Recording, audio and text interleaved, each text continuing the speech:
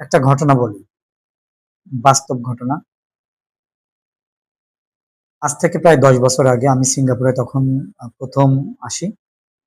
বেশ কয়েক মাস পর কাজ করার পরে আমরা কাজ করছি এক জায়গায়, প্রচন্ড পরিমাণ রোদ। তো প্রথম এসেছি, প্রথম সিঙ্গাপুরে। তো তখন এক বয়স্ক একটা ভদ্রলোক আমার সাথে কাজ করছে, পারলা চশমা, এবং আমার সাথে রোদের ভিতরে কাজ করছে।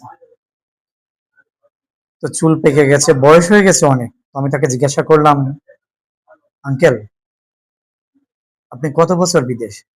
সে আমাকে একটা হাসি দিয়ে বলল, 20 বছর। আমি বললাম যে 20 বছর রয়েছেন, তারপরও এখন এই বয়সে বিদেশ রয়েছেন?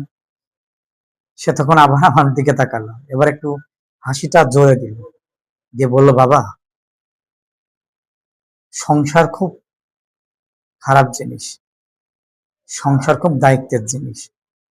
তুমি ইচ্ছা করলে চাইলেও তোমার জীবনে, প্রবাসে এসেছো তো, তোমার জীবনের কোনো শান্তি করতে পারবা না।